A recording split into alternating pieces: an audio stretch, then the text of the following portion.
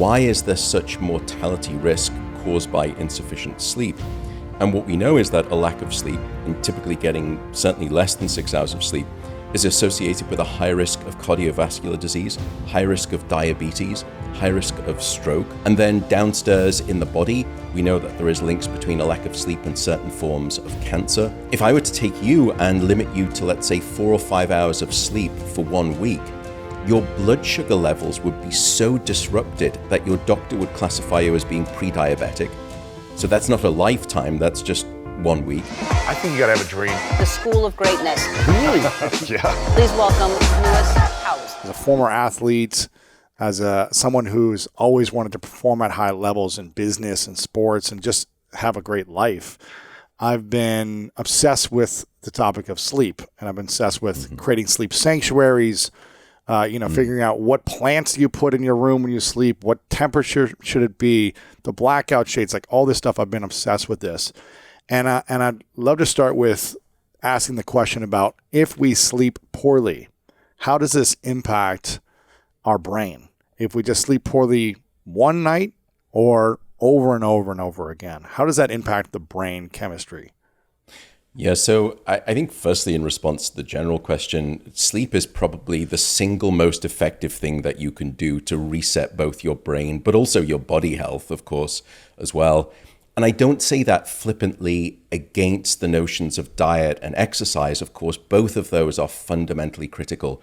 But if I were to take you, Lewis, and I were to deprive you of sleep for 24 hours, deprive you of food for 24 hours, or deprive you of even water or exercise for 24 hours, and then I were to map the brain and body impairment that you would suffer after each one of those four, hands down by a country mile, a lack of sleep will implode your brain and body far more significantly. The only one I would probably lose out on is oxygen.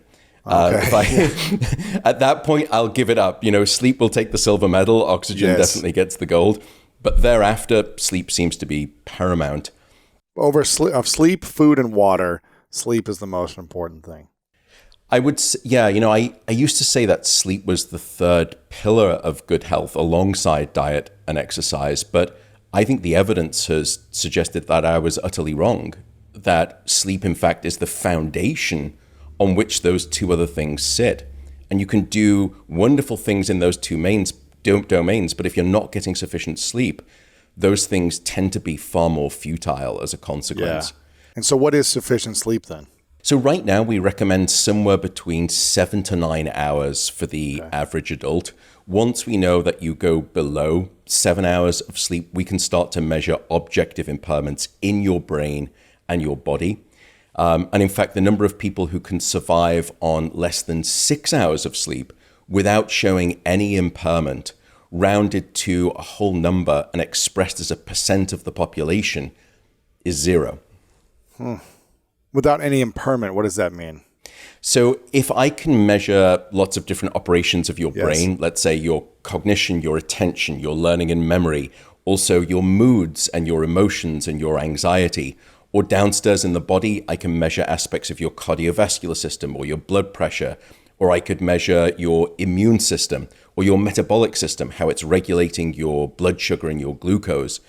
I can measure this sort of pinwheel, this kaleidoscope of health metrics on Lewis Howes.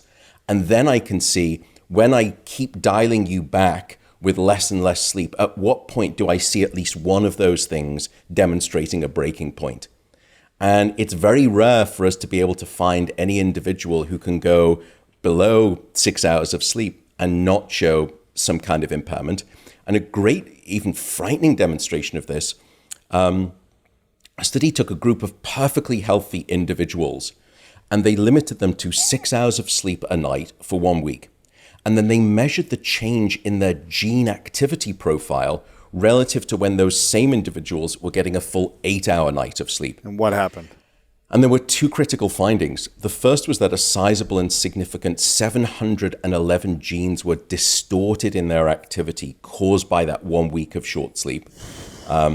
And that's, in some ways, I think about this, Lewis, because it's reality. We know that almost a third of the population is trying to survive on 6 hours of sleep or less. So it's not just, total sleep deprivation, which doesn't happen very frequently. It's a common occurrence.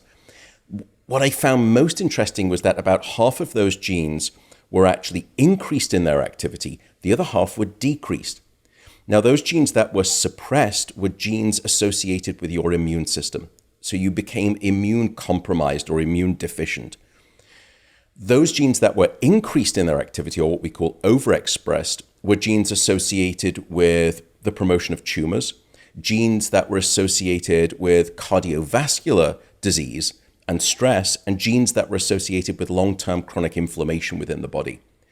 And I make that point just because, many people, I think, have this concern about things such as genetically modified embryos or even genetically modified food.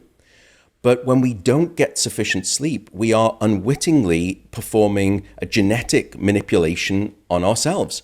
And if we don't let our kids get the sleep that they need, then we're inflicting a similar genetic engineering experiment on them as well. Wow. This is crazy. So what if you've been sleeping less than 6 hours a night for years? What is that saying to your genes? And is there a way to recover the gene damage and reverse and go back to a healthy genes, healthy body, healthy life? So firstly, we know that short sleep duration, so using that sweet spot, and we can speak about oversleeping or excess sleep, because I think that's an interesting part that hasn't been spoken about too much. But using that recommended CDC amount of 7 to 9 hours of sleep, there is a simple fact, firstly, across the lifespan, which is the shorter your sleep, the shorter your life. That short sleep predicts all-cause mortality. But then we can dig a little bit deeper and start to sort of ask, exactly what is going on? Why is there such mortality risk caused by insufficient sleep? And what we know is that a lack of sleep, and typically getting certainly less than 6 hours of sleep, is associated with a high risk of cardiovascular disease, high risk of diabetes, high risk of stroke, high risk of dementia. And I would love to double click on that and go into the Alzheimer's disease risk, because that now evidence is very, very strong. And then downstairs in the body, we know that there is links between a lack of sleep and certain forms of cancer. If I were to take you and limit you to, let's say, 4 or 5 hours of sleep for 1 week, your blood sugar levels would be so disrupted that your doctor would classify you as being pre-diabetic. Oh my goodness. So that's not a lifetime, that's just 1 week. And there's an even more interesting experiment that I think speaks to the subtlety of this, because there is the largest sleep study that's ever been conducted, and it happens actually to around 1.6 billion people across 70 countries twice a year, and it's called daylight savings time. Now, in the spring, when we lose just 1 hour of sleep opportunity, firstly, what we've seen is that there seems to be a 24% increase in relative heart attack risk the next day, which stuns me. And what's fascinating, in the fall, in the autumn, when we gain an hour of sleep, there's a 21% reduction in heart attacks. So it's bidirectional, and that's just 1 hour of sleep. And you see, there was some great recent data. You see a very similar profile regarding that daylight saving shift for road traffic accidents on our streets. I've heard about this. Tragically, suicide rates as well. And then even more recently, what we discovered is that during that spring time shift when you lose an hour of sleep, the sentencing of federal judges is significantly harsher because their mood and their emotion is that much worse because of that 1 hour of lost sleep, that they dole out harsher sentences. So, we can you can ask the question, what about a lifetime? We don't even have to ask about a lifetime of short sleep. We can ask about these really, 1 week of short sleep, or even one night of 1 hour of lost sleep. And I think that's how fragile our brains and our bodies are to this thing called a lack of sleep. And you could then ask, well, why are we so sensitive? Because I can go without food for 24 hours and I can go without water for 24 hours. I'm still not too bad. I'm in fairly decent shape. Mm-hmm. Why is sleep the exception to that rule? And the answer seems to be this. human beings are the only species that will deliberately deprive themselves of sleep for no apparent good reason. Why is that? And it was such a unique thing. And what that means is that Mother Nature, through the course of evolution, because no other species does this without real need for survival, and I can speak about some of the exceptions, but human beings are strange like this. In other words, Mother Nature hasn't had to face the challenge of coming up with a solution called sleep deprivation, because she's never faced it in the course of evolution. And so there is no safety net in place here. And that's why we think human beings implode so quickly and thoroughly, mentally, cognitively, and physically, caused by insufficient sleep. And why do you think? Why are the majority of people bad at getting good sleep? Is it we're distracted? Is it we think we need to be doing more? Is it we're stressed and worried about the past and the future? Is it what we just want to work harder? What is the main cause of why we get poor sleep? It's such a fundamental question, and in some ways, it's all of the above plus. So I think the first, and I've thought about this a great deal, why are we suffering this global sleep loss epidemic that we're under right now? I think the first thing is that, unfortunately, sleep has an image problem. That, the PR agent for sleep should be fired, because we associate sufficient sleep with this concept of being lazy, of being slothful. And that's a terrible disservice to this thing called sleep.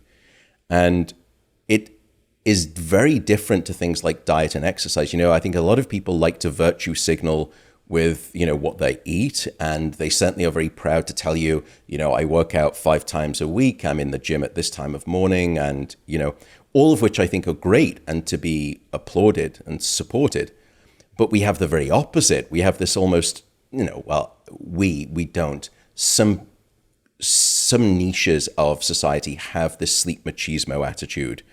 This kind of, you can sleep when you're dead mentality, which, by the way, based on the evidence is mortally unwise. Yeah, it will lead to both a shorter life and a life that is significantly less healthy.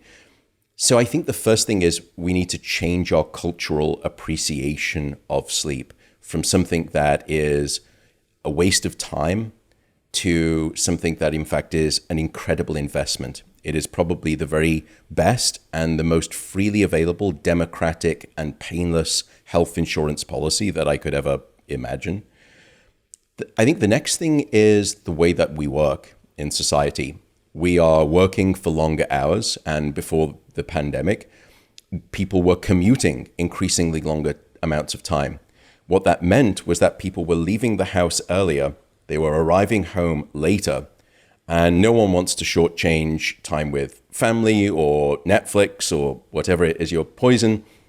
And so the one thing that has become squeezed like vice grips in the middle of the night is this thing called a sufficient bout of slumber. But then there are plenty of people who give themselves the opportunity to get enough sleep, but they can't obtain it. And that is where things such as insomnia or sleep disorders, things like snoring, come into play. And you touch up, and I know that you've spoken, and I'm so grateful for what you've done regarding discussions of mental health. We know that one of the principal roadblocks to getting this thing called a good night of sleep is anxiety. Stress, worry, anxiety, regret, all those things. Yep. Resentment, and holding on to all that stuff. That is toxic to sleep. You're absolutely right. And in fact, anxiety and physiological stress is our principal model for the explanation of insomnia right now. It's not the only cause, but it seems to be one of the principal causes. And in modern society, it's become so easy, and I'm not finger wagging. I'm just as guilty. We are constantly on reception, but rarely do we do reflection. And unfortunately, the time when most of us do reflection is when we turn off the light and our head hits the pillow. And that's the last time. That's the worst time. Oh, because I don't know about you, Lewis, but, at night in the dark, thoughts are not the same thing. Concerns become twice as big, or you 10x the size of concerns. I start to worry, I ruminate, I catastrophize. Yet in the light of day, those things seem very different. And so we can speak about sleep tips perhaps later on, but certainly getting right with your emotions and your anxiety is key to good sleep. And that's one of the things that prevents sleep. I also think that there's an issue at the public health level. You know, we've had in many first world nations wonderful government mandates regarding health, regarding drink driving, regarding, you know, safe sex, regarding drugs and alcohol and even food and even inactivity and sitting. And when was the last time you heard of a first world nation provide a public health message and memorandum regarding sleep? Never. Yeah. And I don't remember one either. Mm-hmm. So from every level at a public health global, government level down to a workplace level, we laud the airport warrior who's flown through 4 different time zones in the past 3 days. They were on email at 2 and then they're back in the office at 6. We celebrated those people. We did, And the funny thing, by the way, is that after about 20 hours of being awake straight, you are as cognitively impaired as you would be if you were legally drunk. Now, I would never, as a CEO say, I have got this fantastic team of people, they're drunk all of the time. But we do say, I've got this fantastic group of people, they just are at it all hours, they are dedicated, they're always working, they spend minimal time sleeping, they're just all out, they love this project. But we've got this strange mentality. And then I think it comes down to, even within schools, we've got this incessant model of early school start times. And super early, isn't it? It's incredible. You got to be there, 6:30 or 7 or something, right? 6:30, 7:30. And that data is actually very powerful. What we found is that when we delay school start times, first, academic grades increase. Wow. Truancy rates decrease. Psychological and psychiatric issues decrease. But then what we also discovered is that the life expectancy of students increased. And you may be thinking, well, hang on a sec, how do you measure that? And the leading cause of death in teenagers 16 to 18 is actually not suicide. That's second. It's road traffic accidents. Really? And here sleep matters enormously. And I'll give you one example. It was in Teton County in Wyoming. They delayed their school start times from 7:30 in the morning to 8:55. By the way, what are we doing trying to educate our children at 7:30 in the morning? No, I can't think. Yeah, I mean, I remember being in school and every day was hard for me. Every day I was tired. Every day it was hard to focus, or I'd be irritable or wanted to jittery or something, but it was so hard to focus. And then you're at lunchtime and then I eat and then I'm tired again afterwards and you want me to focus and pay attention at a desk. It's that right. Doesn't work like that for me, especially on no sleep or very little. Well, for any sort of developing brain, it doesn't work like that. And for some people to make a 7:30 a.m. start time, school buses will begin leaving at 6 o'clock or 5:30 in the morning. That means that some kids are having to wake up at 5:15. This is lunacy. And what we've understood from the academic grades, and I'll come back to the car accidents in a second, when sleep is abundant, minds flourish. And when it's not, they don't. And what we've discovered with the road traffic accidents in Teton County, when they made that shift, the only thing more remarkable than the extra 1 hour of sleep that those kids reported getting was the reduction in car crashes. The following year, there was a 70% drop in vehicle accidents. Wow. And to put that in context, the advent of ABS technology, anti-lock brake systems, that dropped accident rates by 20 to 25%, and it was deemed a revolution. Here is the simple fact of getting enough sleep that will drop accident rates by 70%. So, I need to get off my soapbox, but what I would say is this. I think if our goal as educators is to educate and not risk lives in the process, then we are failing our children in the most spectacular manner with this incessant model of early school start times. Is anyone listening to this that you've been speaking about this to, and they're actually adopting this new model, whether it be work time or school time or just, integrating this? Do you know systems that are integrating this? There have been some, and I think I've tried to do this in the education domain. I've tried to do this within medicine because the way that we train residents is almost inhumane. Actually, it's not almost, it absolutely is inhumane. And the statistics there are stunning as well. And then I've tried to do it in the workplace too, because I do a lot of speaking events at sort of Fortune 500 companies.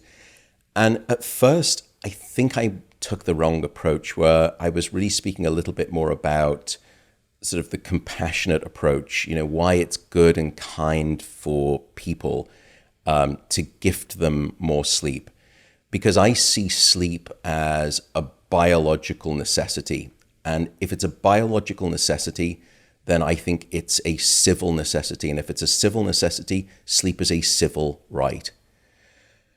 But what I would say is that that wasn't particularly well received. I'd go into business companies and say, your employees, they're desperate for more sleep. They will be happier and healthier. Or I would speak about medicine, and I would speak about what it was doing to the patients and the harm, and it would fall on deaf ears. What I then realized is that if you're going to change large organizations, you have to speak in their currency, which is money. Yeah. You need to. And then I would describe the medical malpractice lawsuits that would come and the cost savings within medicine, firstly, and then administration started to change their tune. Because before that, there was almost this old boys network in medicine where we went through residency and it's almost a hazing.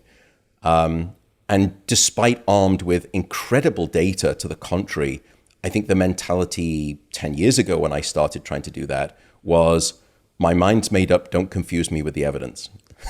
Crazy. Why? It's because they went through that themselves, and so they want to pay it back or something. I think so. I think there was some of that. I went through hell, so everyone else has to go through hell. Yeah. Right. It's a rite of passage. If you're tough enough, you'll make it through. It's kind of like boot camp, which I don't think we need to do anymore. And then within business, you could describe, the Rand Corporation did an independent survey a couple of years ago, and what they found was that insufficient sleep will cost most nations about 2% of their GDP, of their gross domestic product. Wow. So here in the US, that number was $411 billion of lost productivity due to insufficient sleep.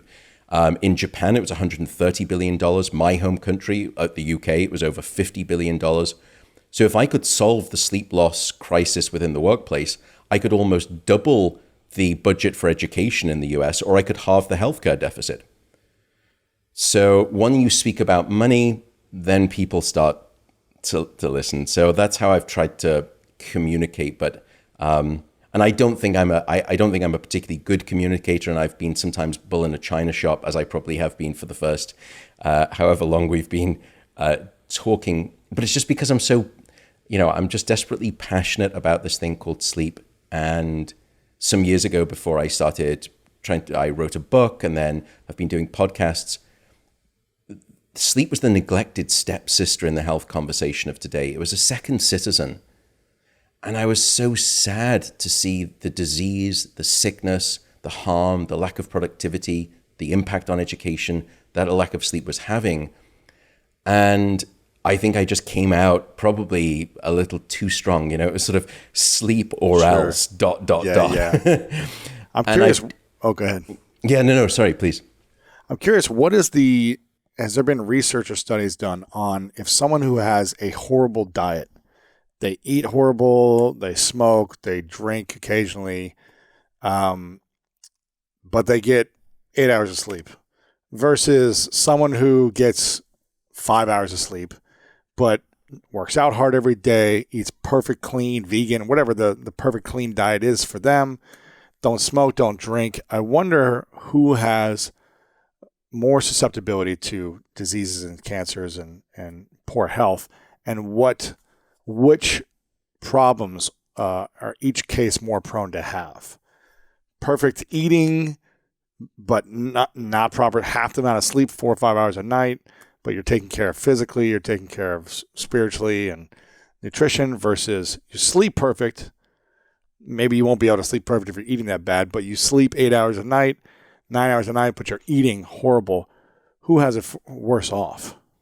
So firstly, I think you should be a sleep scientist because it's a fantastic question. Good study. It's a great study, and it's an incredibly complex but important study to do. The first answer is that no one has actually done that type of experiment. We've done a diluted version, a kind of, diet, a light LITE version of it, which is we look at sleep and we ask, what is it in terms of the mortality risk and the health consequence risk when you're not getting sufficient sleep? And then we take all of those other factors that you've described, smoking history, diet history, mental health history, et cetera, and we add those as additional factors into the analysis, and we absorb them and control for them so that we can say, independent of those things, or in spite or in the face of those things, sleep still carries a significant vote in determining your mortality, your rate, your date of expiration, as it were.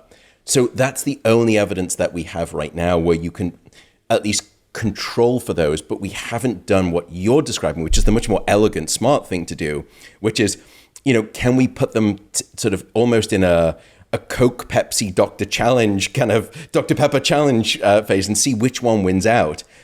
Diet, exercise, or sleep, when those two other things are held constant, but you manipulate one of those, then hold the other two constant and manipulate one of. Lovely experiment, love to do it, but it's not been done. God, so we don't know. What would your hypothesis be? My suspicion is that sleep will still probably carry a larger influence than those two other factors. Now, there's a lot of assumptions I'm making there, but I'll give you another quick example.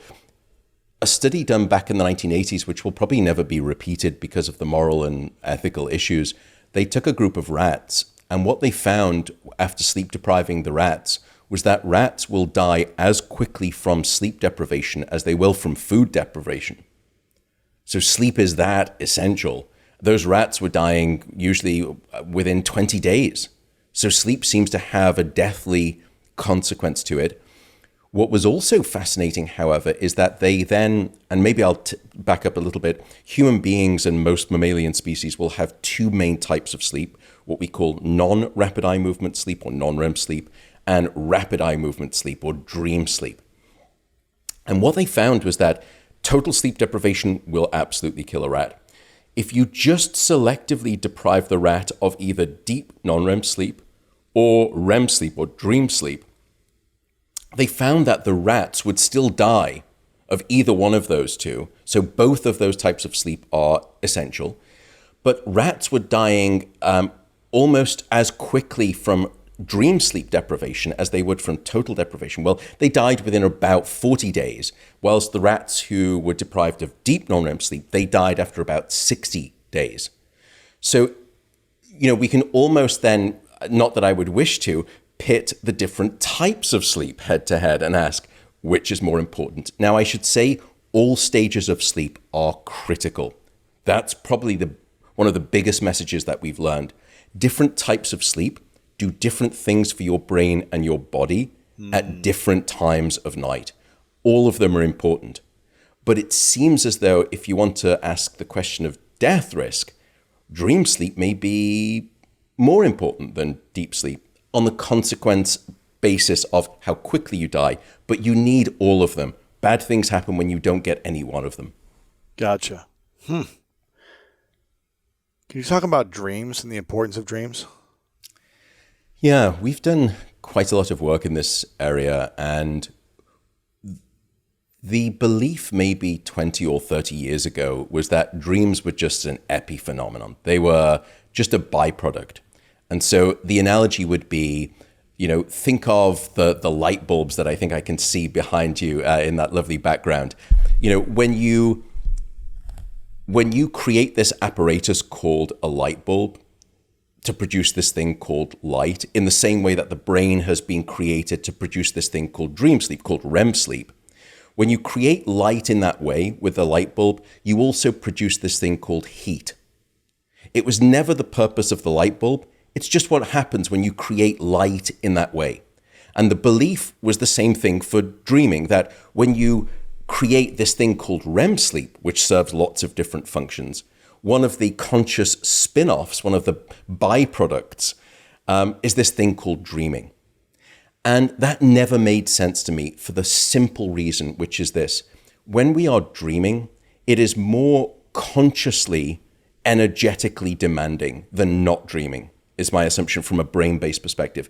And any time Mother Nature burns the most valuable unit in your body, which is called an ATP molecule, an energy molecule, then it usually has some evolutionary advantage to it. In other words, if dreaming is metabolically more active, and you could have REM sleep without dreaming, but she still added dreaming atop of REM sleep, then it must serve some benefit. And we've now discovered that it serves at least two vital functions. Really? The first is that dream sleep provides a form of almost overnight therapy. That dream sleep is emotional first aid. Interesting. And it's during dream sleep at night that your brain takes those difficult, emotionally charged experiences, sometimes even traumatic memories, and it acts like a nocturnal soothing balm. And it just takes the sharp edges off those painful, difficult experiences so that you come back the next day and you feel better about those experiences. And in that way, it's not time that heals all wounds.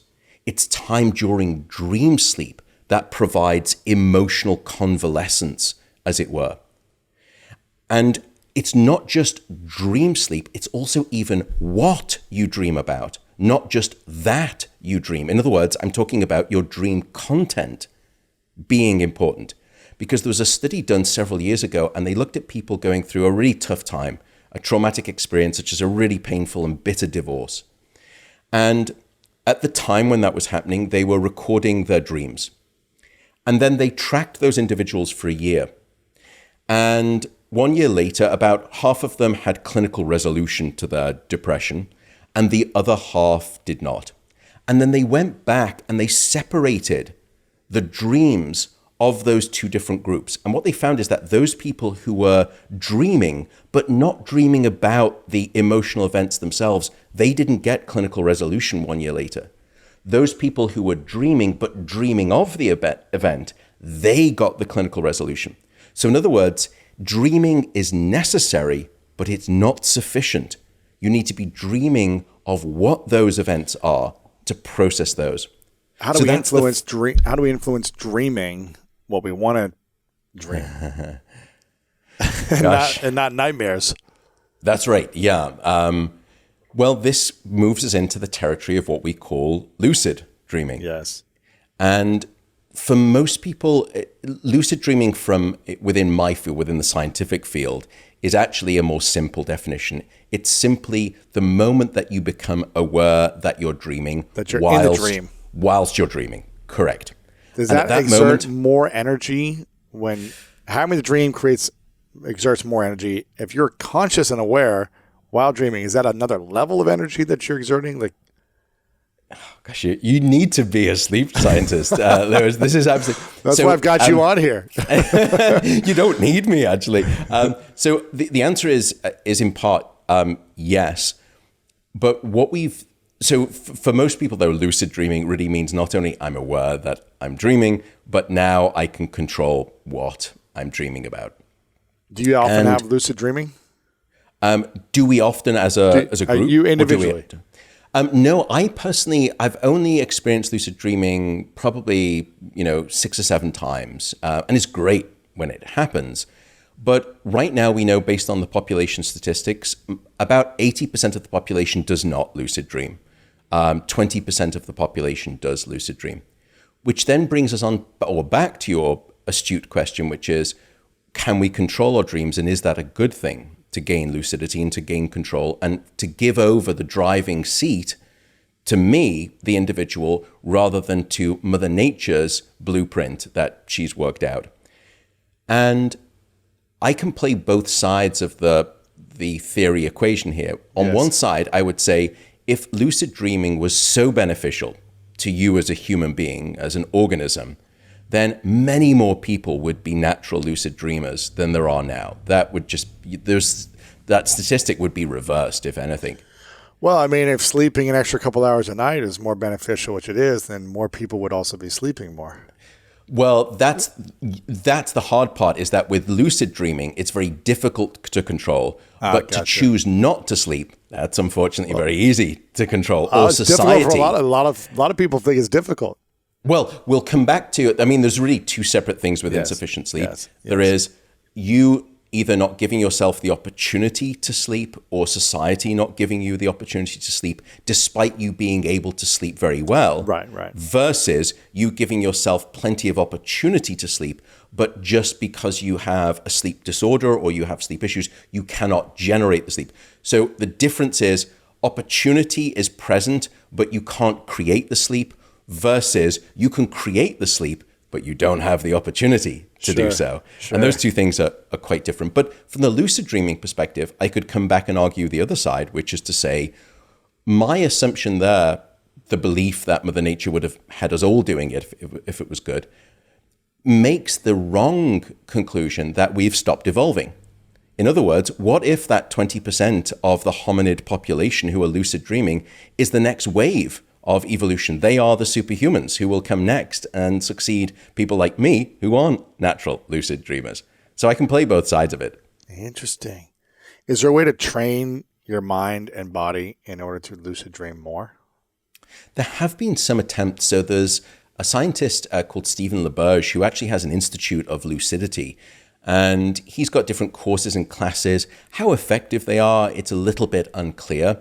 And there are some simple techniques where you can, firstly, before you go to bed at night, and it sounds hokey and strange, is just repeat like a mantra to yourself, I am going to try and become conscious in my dream. I'm going to try and become conscious. And then you can do virtual reality testing in the dream, and you can do this when you're awake. So right now, I am looking at my laptop, and if it's a physical entity and I'm in the real world and I'm awake, if I were to tap my screen, I can feel it physically. And you can go around and keep reminding yourself, I can go over to the light switch and turn it on, turn it off. Do I have voluntary control of what's going on in my environment? Because often you don't have in your dreams. And then by doing that in your waking day, you can try to train yourself to do that during your sleeping, dreaming life. And at that point, when you flick the light switch and it doesn't change anything, or you tap the screen of your laptop and your hand goes completely through it, then you think, oh, hang on a second, this isn't waking, this is clearly a dream. So there's different ways that you can test the reality of waking life versus dreaming life and adopt that mindset. The other thing is just to simply start trying to remember your dreams some more. So in the morning, when you wake up, that's the first step towards a path of lucidity. Don't jump out of bed and sort of just close your eyes and try and remember your dream. Instead, wake up and then keep your eyes closed and don't try to write the dream down. Don't try to dictate it. Just rehearse the dream. Because dreams have this funny nature to them where as soon as we wake up, they almost evaporate so quickly from our brain. And so if you don't feel it right then, in moments or minutes, it's going to be gone. It's going to be gone. So just wait there and try to crystallize it. Try to set the dream in amber by sort of, going over it and rehearsing it in your mind. Build that picture, build the memory, ingrain the memory, and then pick up your pad of paper and your pencil next to you on the bedside and write it down. And gradually, as you start to remember more of your dreams, there is some evidence that can also increase the probability of lucidity. But in truth, I'm not really I don't know anyone who's truly an expert in being able to, increase the frequency with which you can lucid dream from a scientific perspective. There's lots of people out there who claim, Sure. I've got this course that you can do, and but the science doesn't support it that well. But the science now has proven without a shadow of a doubt, by the way, that there is a thing called lucid dreaming. We used to think it was a charlatan science, that it wasn't real. And we can go into the details as how you prove it, but it has been proven lots of different ways. Yeah. And what is do we have any research on what lucid dreaming does for healing the body or hurting the body or the brain? We haven't found evidence that it either hurts or helps right now. All we have is evidence understanding what happens when you become lucid as a dreamer. And this comes back to what you were asking about, which is there an additional metabolic consequence of going into lucid dreaming? One of the fascinating things when we go into dream sleep, well, there are many, but I'll give you just two. The first is that when you go into dream sleep, your brain paralyzes your body. You are utterly incarcerated in physical lockdown. And the reason is very simple. Your brain paralyzes your body so the mind can dream safely, so that you don't act out your dreams. So you don't go move your body and Correct. And so what we know is that the mechanisms that control REM sleep and non-REM sleep start deep down within the brain, in fact, in the brainstem. So if you were to take a fruit, like a pear, and you were to turn it upside down, it's that sort of, thin end and the stem of the pear. That's your brainstem. It's there where the principal battle for non-REM and REM sleep plays out across the night to create the 90-minute cycle of non-REM to REM sleep in humans. But as it's expressed upstairs into your brain during REM sleep, which activates lots of brain areas, but also deactivates them, there's a separate signal sent south of your neck right down into your spinal cord, which paralyzes what we call the alpha motor neurons, which is all of your voluntary skeletal muscles. Now, that fortunately means that your involuntary muscles, things like your heart and your respiration, keep going. Don't worry, they keep going. Otherwise, we would have been popped out the gene pool together very quickly, if not. But your voluntary muscles, those are paralyzed. The second interesting feature, coming back to lucid dreaming, though, is that many parts of your brain when you dream light up. The visual areas at the back of the brain, the motor strip areas across the top of the brain, the emotional centers, and the memory centers. All of these things light up. And some of them, in fact, are up to 30% more active when you're in dream sleep than when you're awake, which in some ways is fascinating. But the one part of your brain that goes in the opposite direction is something called your prefrontal cortex. And this is sort of, it's like the CEO of the brain. It's very good at making high-level, top-down executive control decisions and communication. That part of the brain, as we go into dream sleep, is actively inhibited. So your rational, logical brain is shut down, and all of these emotional and memory centers light up. No wonder dreams are bizarre, illogical, hyper-associative, filled with memories, filled with visual aspects, often have kinesthetic aspects to them.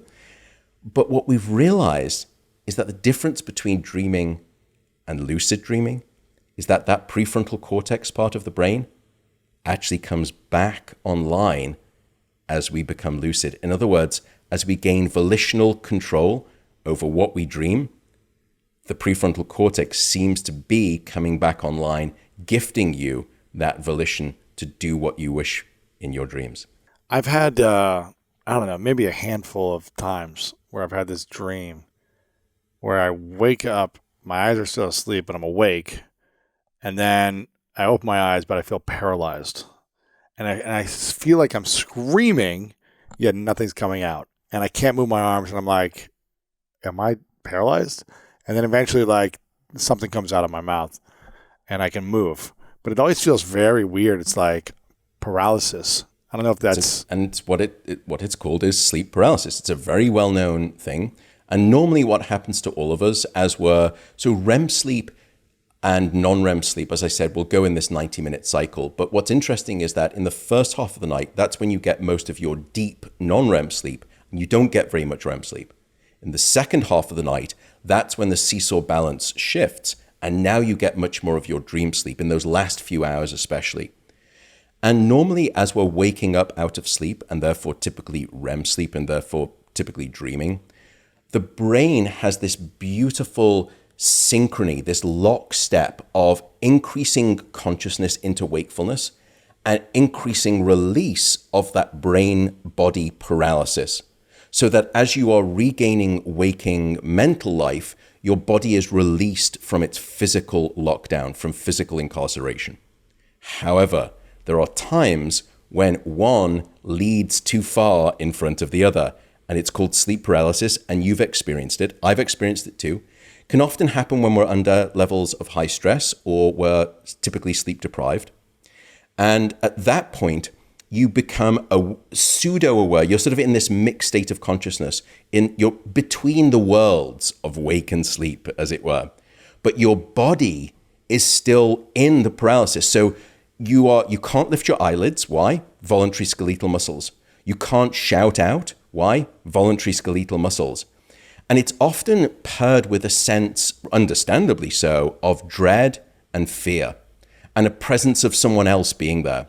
And it turns out that this phenomenon called sleep paralysis accurately explains most, if not all, of so-called alien abductions. Because when when was the last time you heard on the news an alien abduction story that happened in the middle of the day? And, people were outside at lunchtime with friends at work.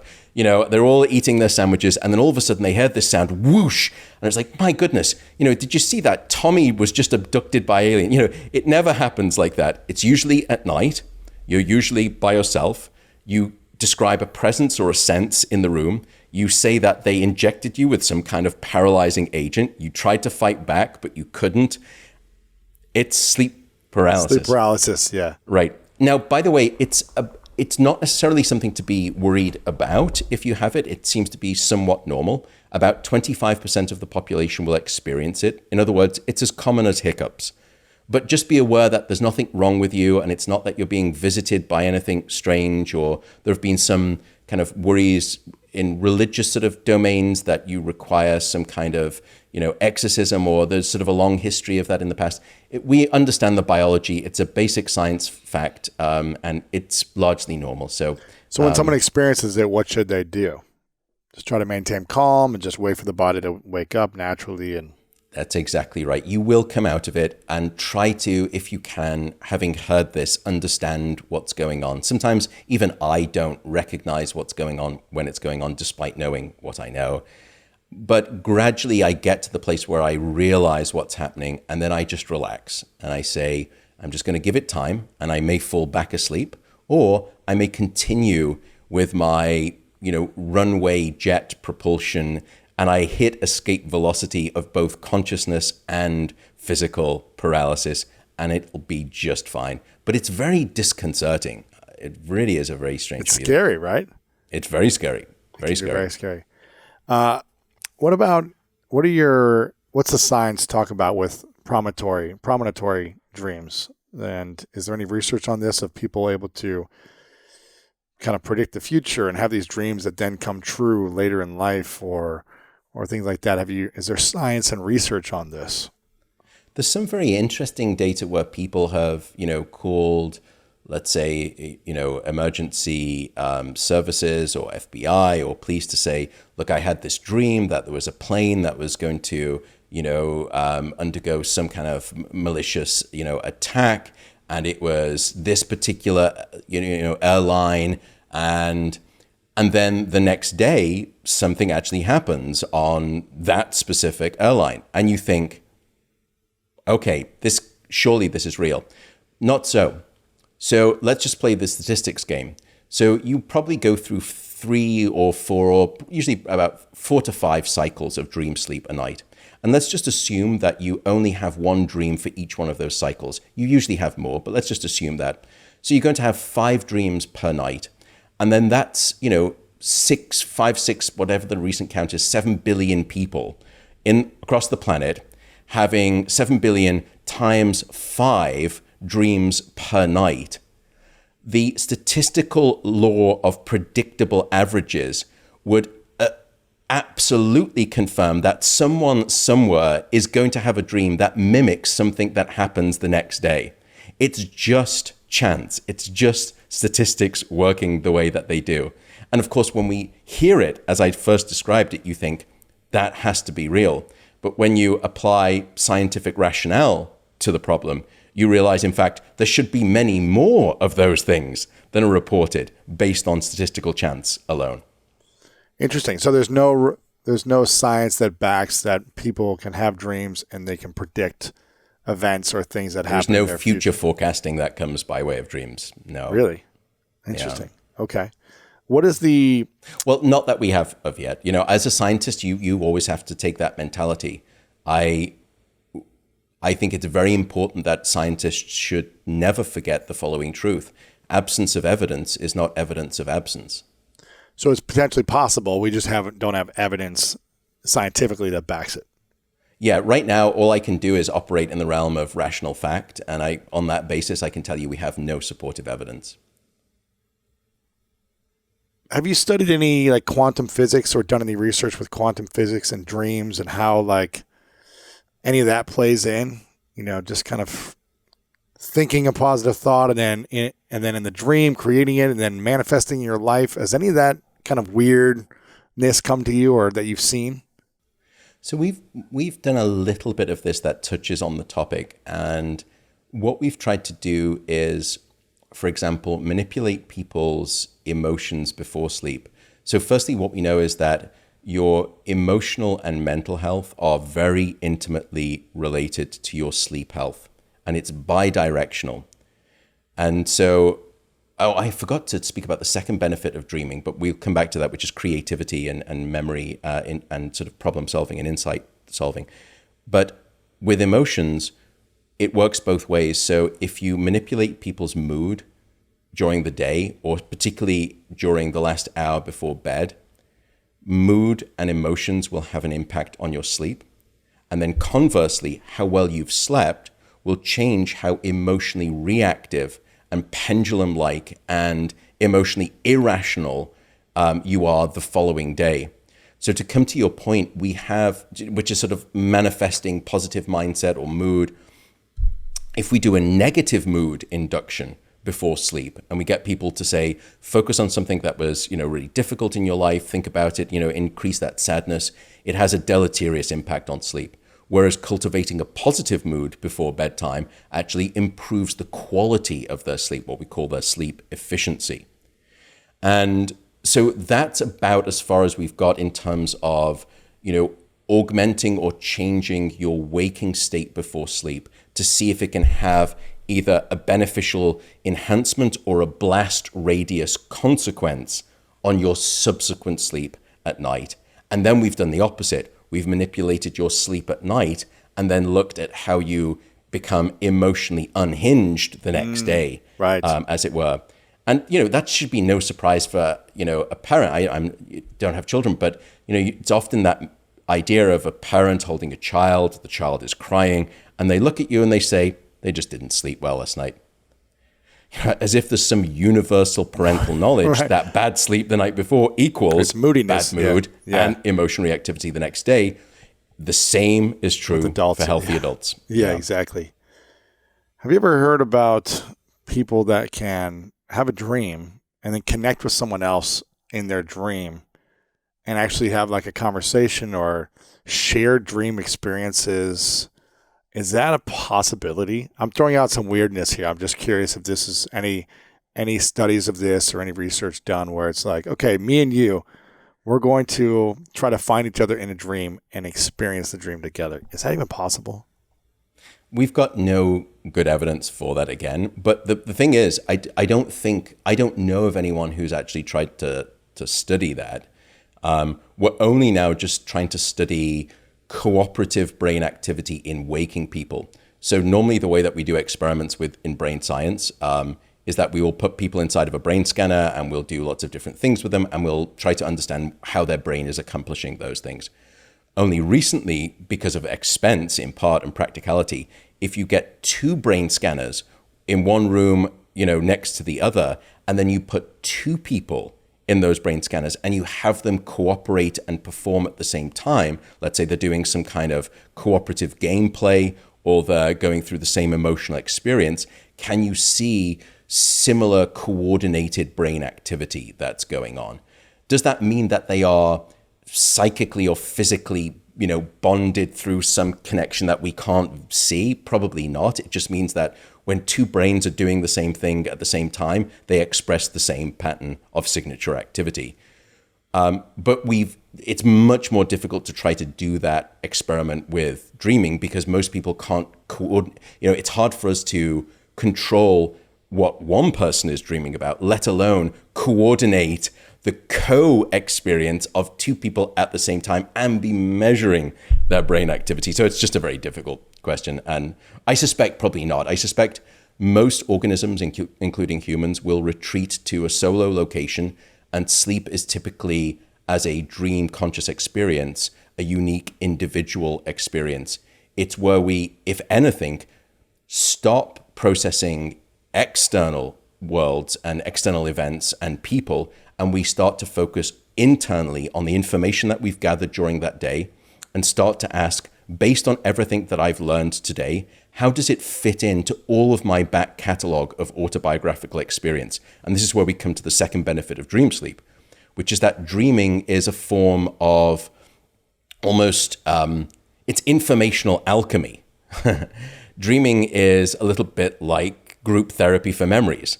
That sleep gathers in all of this information, and in this wonderful, bizarre theater that we call dreaming at night, it starts to collide different pieces of information together and starts to test whether they should be connected. But it's not an obvious logical connection. It's not, when you're awake, you do a Google search gone right, which is your brain calculates the associations and it puts you on page 1. When we're dreaming, it does the opposite. It takes you straight to page 20, which is some hyper-associative, crazy link. But I think that that's important because it's two different modes of processing: logical, convergent, rational, versus illogical, divergent, irrational. And when you do that type of hyper-associative processing, you start to see patterns that you can't see while you're awake. And what we've discovered is that the second benefit of dreaming is creativity. That you go to sleep with the pieces of the jigsaw, but you wake up with the puzzle complete.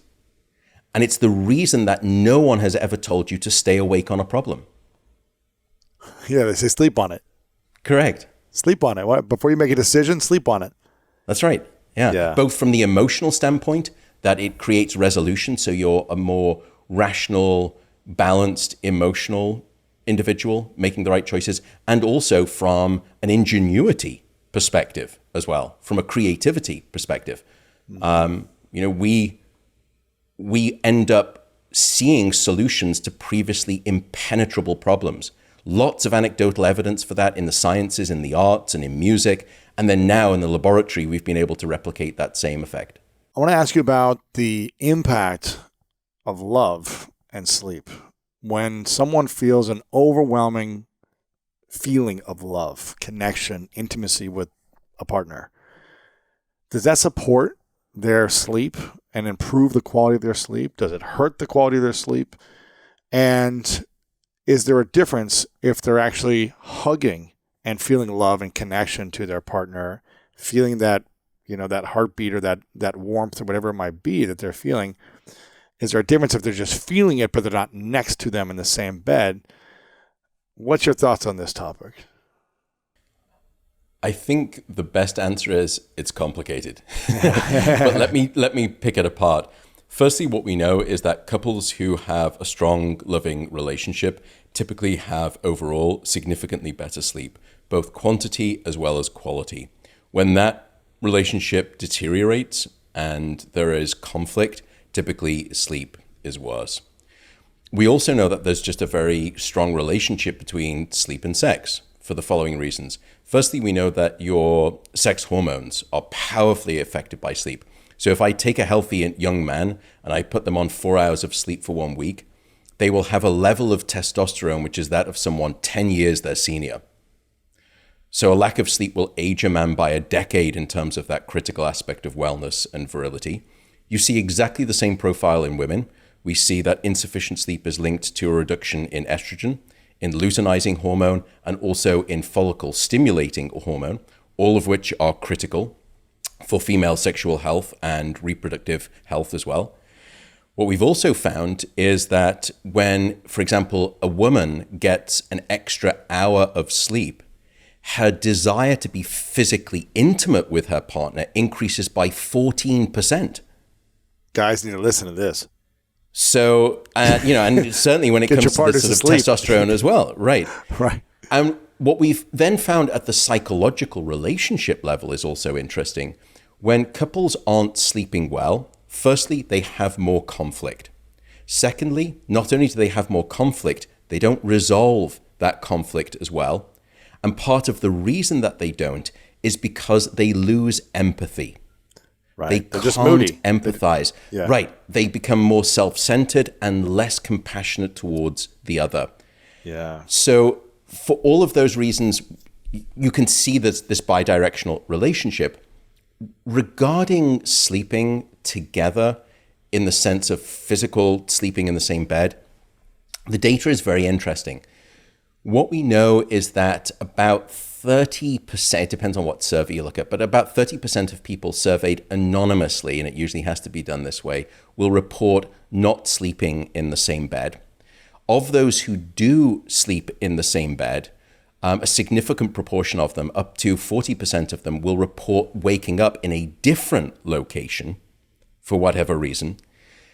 And this is what we've then, because the stigma at first is that if you're not sleeping together, then you're not sleeping together. But the opposite seems to be true for those specific couples for whom it works. When they start to sleep apart, firstly, because their sex hormones improve and the desire for each other increases, typically the physical intimate relationship is improved by way of what we call that sleep divorce. So a sleep divorce can actually help you prevent a real one in that sense. But it's not a one size fits all. I'm not suggesting that by any means. For some people, sleeping together works very well. That overall, what we know is that when people sleep together, objectively, the quantity and the quality of their sleep is worse. On average, it's worse. When people sleep in the same bed, objectively, the quality and the quantity of their sleep is worse. However, if you ask them what they felt their sleep was like in terms of their satisfaction with sleep, on average, they will say that they felt more satisfied by their sleep when they were sleeping together. Now, that could just be because of this sort of stigma and this bias towards how we think we should sleep as couples. But I want to give people the permission to undergo at least this exploration with your partner, because there are many reasons. Sleep disorders such as sleep apnea, snoring, tossing and turning. We know that when one partner starts to toss and turn, it has a knock-on effect like a domino, causes the other to have a bad night of sleep. So there are several ways that you can think about this. Firstly, have a conversation. And you don't have to admit it to the outside world if you don't want. I've admitted to this before having a sleep divorce. I would say that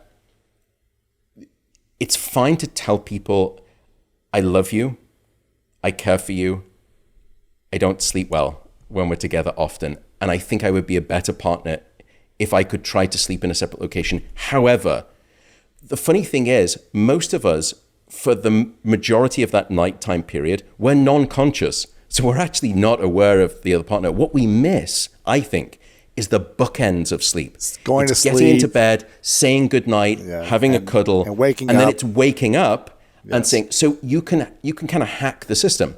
So whoever goes to bed first, depending on chronotype, morning type, evening type, somewhere in between, and we can speak about that too.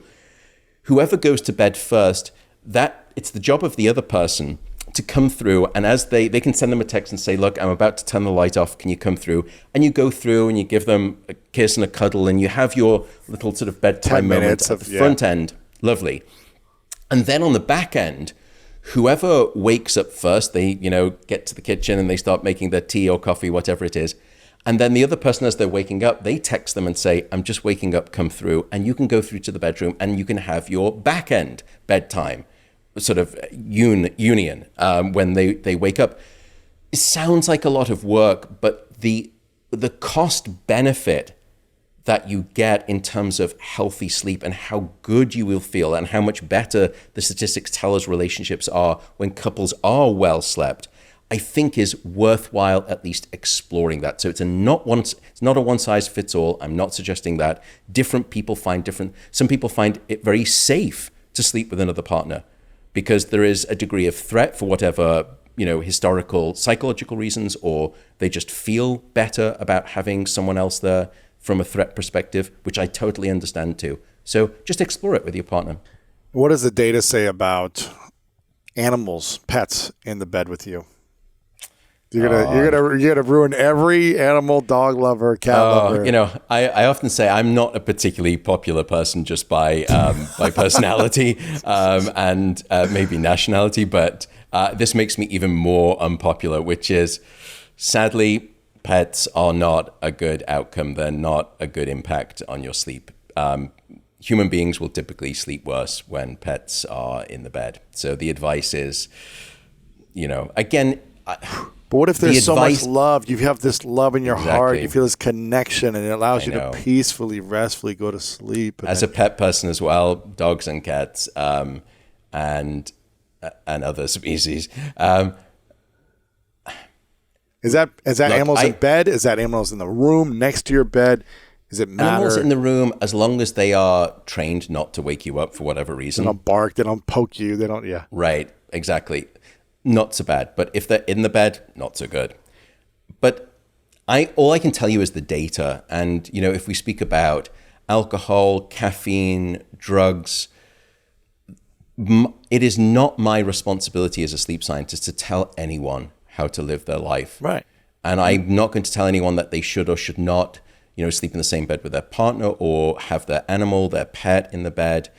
You know, you should live life on your own terms. And all I'm here to do is try to empower you with the science and the knowledge of sleep so then you can make an informed choice as to how you want to live your life. I have no business telling anyone how to live their life, let alone try to fix my own.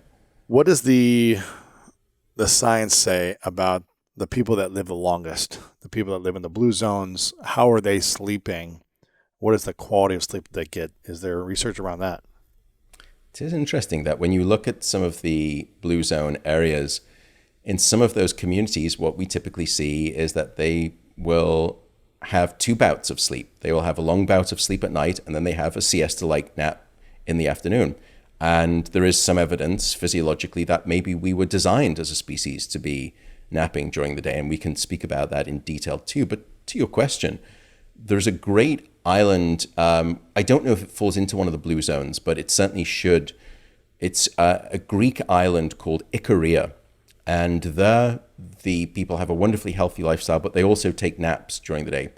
And I think males there are almost, I could be getting this statistic wrong, but they're almost twice as likely to reach the age of 80 as any male American in America. And in fact, the island has often been described as the place where people forget to die. Isn't that lovely? Wow. Well, now also, I mean, there's probably other factors. They're probably outside in the 100%. Sun more. They're eating a certain lifestyle of food. Right. Food. They're probably more physically active. Social connections. Connections. And so all of those factors. Is sleep a missing piece in the explanatory puzzle of the blue zone equation? It's actually never been studied. I should speak to Dan Buettner and sort of see if we can get some statistics on that. My guess is that if you add up all of the factors that they have right now, which is nutrition, social connection, physical activity, moving, physical activity, I think, isn't it part of like the amount of sunlight or how close it is light to the equator? Exposure, and sort of those things, and having purpose in life and that sort of community. If you were to add up all of those factors and then say, when you combine them all, how much of the variance in lifespan do you explain? Maybe you can explain 80%. So you can predict with 80% accuracy, the lifespan of an individual when you know all of these 5 things, the blue zone things, let's call them. That means that there's 20% left on the table. Now, is sleep going to accommodate and absorb some of that additional variance that we can't yet explain? My guess is probably yes. Yeah, and I'm guessing they're not sleeping 3 hours a night. They're probably sleeping 7, 8, usually 9, sleeping plus a nap, right? Right, yeah. 6 to 7 hours of sleep at night, and then they will have that siesta-like activity in the afternoon, making up exactly what we typically predict, which is somewhere between 7 to 9 hours of sleep. Now, is 5 hours of sleep plus a 2 or 3 hour nap acceptable? Is it 6 hours of sleep plus a 1 hour nap acceptable? Does it still transfer over, or do you really need that 7 hours minimum of kind of deeper sleep at night. And then if you get an extra 30 to 60 to 90 minutes in the afternoon, that's a bonus. How does that work? It's certainly probably not as large as the first example you gave, sort of, 5 hours at night, then a 3-hour nap during the day. That doesn't seem to be biologically, physiologically how we were designed to sleep. But if you look at some of the cultures that have been untouched by sort of modernity, they, especially during the warm summer months, they can have a period where they'll have, 6.5 to 7 hours of sleep at night, and then a short siesta-like nap in the afternoon. So certainly it seems to be for the full 24-hour period, a minimum of 7 hours is required, usually in one larger bout of sleep at night, and then perhaps one short sort of soups-on little sampling of sleep in the afternoon in that nap-like behavior. I would say with naps, though, they can be a double-edged sword, and you have to be a little careful. We and others have shown time and again that naps can have very powerful benefits for the brain and for the body. They can improve your mood, your emotions, enhance your learning and memory. They can lower blood pressure. They can boost the immune system. Right. But naps are potentially dangerous because during the day, from the moment that you and I both woke up this morning, a chemical has been building up in our brain, and that chemical is called adenosine. And the more of that chemical that builds up, the sleepier you will feel. And after about 16 hours of being awake, you should feel heavy enough with that sleep pressure to fall asleep and stay asleep. And then when we sleep, what's beautiful is that sleep gives the brain the chance to evacuate all of that sleepiness, all of that adenosine out of the brain. So after about 8 hours, you have jettisoned 16 hours of sleepiness chemical of adenosine, and you wake up naturally. Why is this related to naps? It's related to naps because if you take a nap that's too long or a nap that's too late into the day, it's a little bit like a valve on a steam cooker that you remove some of that healthy sleepiness, that sleep pressure, so that when it comes time to fall asleep at night or try to stay asleep, it's not as easy anymore because you've removed some of that burden. So I think, napping late in the day or napping for too long, it's a little bit like snacking before your main meal. It just takes the edge off your sleep appetite and hunger, if that makes any sense. What's the latest we should be napping, and what's the longest we should be napping? I would usually say cut naps off after about 2 p.m. and assuming a standard prototypical bedtime, of which, it varies. And then I would say try to limit your naps to probably no more than 20 to 25 minutes at max. And the reason is because if you go longer than that, you can start to go into the deeper phases of sleep. And if you wake up after an hour, your brain is in the deep stages. And then when you come out of that nap, you can typically feel worse. You almost have what we call a sleep hangover. Right. Or the technical term is sleep inertia, where it takes you then about another hour and a half to kind of wake back up because you went too deep, as it were. So the best advice is the following. If you are struggling with sleep at night, do not nap during the day. Build up all of that healthy sleepiness. Give yourself the best chance to get to sleep and stay asleep. But if you can nap regularly and you're not struggling with sleep, naps can be just fine. Maybe cut them off, depending on your bedtime, 2 to 3 p.m. and try to keep them to around 20 minutes. Mm-hmm. I'm curious about diet and nutrition and food choices and how it impacts sleep, and also alcohol. I would put caffeine, smoking, and cigarettes as another category, and maybe there's 3 categories. But if someone is drinking a cup of coffee a day, or multiple cups, or they're having a few cigarettes, or drinking alcohol, any of those categories, how does that affect the quality and the depth of the sleep that you have? So this is where I become even more unpopular, Lewis. So let's start with caffeine first, of which I've changed my tune actually over the years. I will tell you, drink coffee, which sounds strange coming from, a sleep scientist. But just only drink it before a certain time, I'm assuming, right? So the dose and the timing make the poison. If there is a tagline for coffee, that would be it with regards to sleep. And the reason is this. Firstly, coffee has been associated with some wonderful health benefits. And in fact, people have often reached out to me, and I'll soon release one of my podcast episodes on this, explaining this in more detail. But they would say, look, coffee is associated with lots of health benefits. In fact, many of the same health benefits that sleep is associated with. And we know that caffeine is not great for sleep. How do you reconcile that paradox? It seems to be counterintuitive. And there's a very simple one-word answer: antioxidants. Right. Because it turns out that the humble coffee bean has now had to carry the weight of infusing most people who eat a poor diet with their major source of antioxidants each day.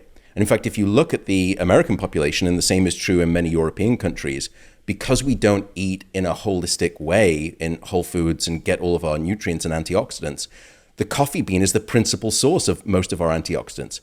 So it's not the caffeine that causes the association between coffee being good for you. It's the antioxidants.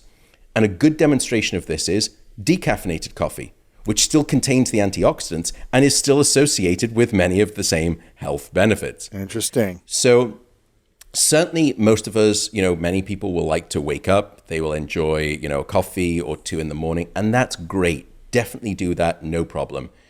Be mindful of whether you're sensitive or not, and it depends on your genes and a certain type of liver gene that dictates an enzyme. They're called cytochrome P450 enzymes that degrade certain compounds. And there is a gene that if you have one variant of it, the gene is called CYP1A2, if I'm getting my nerd genes correct. If you have one version of that, you metabolize caffeine very quickly. If you have a different version of it, you metabolize caffeine very slowly. Unfortunately, I am one of those individuals who is a slow caffeine metabolizer, and I can have I drink decaf, but if I have 1 cup of coffee in the morning, for the most part, it won't impact my sleep at night. But let me come back to the dose and the poison part. One of the problems with caffeine is that it has a half-life in the average adult of 5 to 6 hours, which means that it has a quarter life of about 10 to 12 hours. So in other words, if you have a cup of coffee at midday, then a quarter of that caffeine is still circulating in your brain at midnight. No way. So it would be the equivalent of a cup of coffee at midday would be the equivalent of getting into bed. I sometimes sort of note, and before you turn the light out, you swig a quarter of a cup of Starbucks and you hope for a good night of sleep.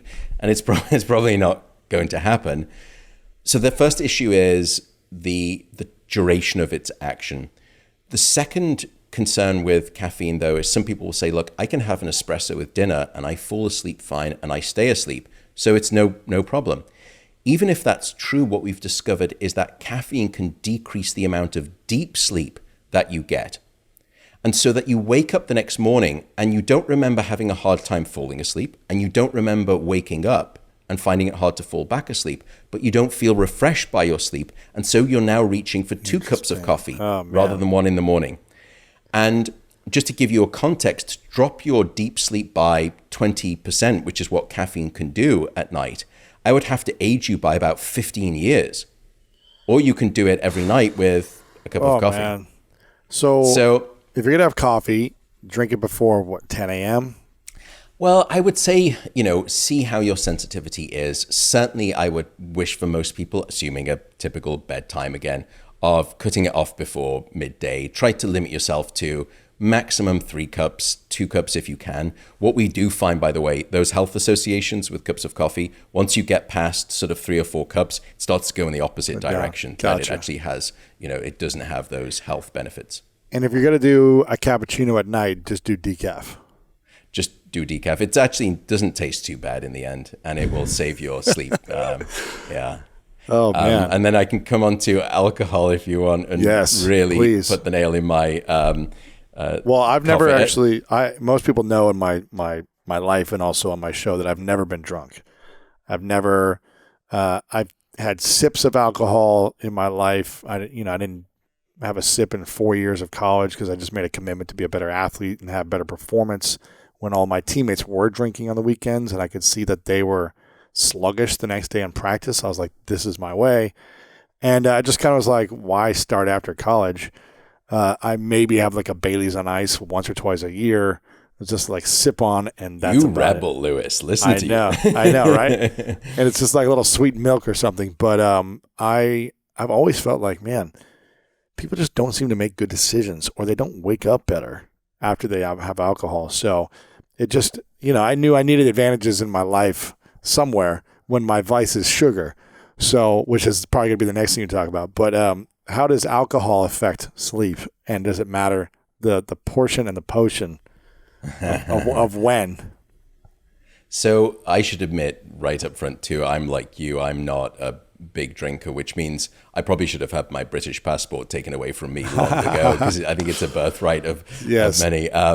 But what we know is that alcohol will hurt your sleep in at least 4 different ways, or it has 4 consequences, I should say. The first is that when people say, look, I have a couple of drinks in the evening and it helps me fall asleep, the problem is that alcohol is in a class of drugs that we call the sedatives, and sedation is not sleep. But when you've had a couple of drinks in the evening, you mistake the former for the latter. And sedation is where the brain cells are switched off, and you're not knocking out your cortex. But when you go into deep sleep, it's very different. Deep sleep is a time when hundreds of thousands of brain cells, all of a sudden, they coordinate in their firing. And it's unlike any other time we see during the 24-hour period. All of these brain cells fire together, and then they all fall silent. And then they all fire together, and then they all fall silent. It is this spectacular physiological ballet. And that type of sleep is very different to sedation. So that's the first issue. The second issue is that alcohol will fragment your sleep, so that you will wake up many more times throughout the night. It will litter your sleep with many awakenings. And lots of people sort of, I wear the Aura ring, and I'm related to the company too, but a lot of people will say with their Aura data, after I've had a night of some drinking, I just see my sleep is decimated. I'm very punctuated with all of these awakenings. And that's what we call sleep fragmentation. That's poor quality of sleep. And sleep quality is just as important as sleep quantity. The third problem with alcohol is that it's very good at suppressing your REM sleep or your dream sleep, which is what we've spoken about, has many benefits. By the way, including other benefits down in the body. We know that it's during dream sleep when the body releases, in both men and women, highest amounts of testosterone. So if you're blocking your dream sleep and you're drinking, particularly in an athletic context, you need that testosterone for recovery and restitution of muscle mass and muscle growth. And then the final thing, coming back to muscle growth, is that if you lace people with alcohol at night and the sleep disruption as a consequence at certain phases of sleep, it can cause a 50% impairment in the amount of growth hormone that's released, 50, at night. So again, I want to back up though here, and I really think this is important. I don't want to be puritanical, and I don't want to wag my finger.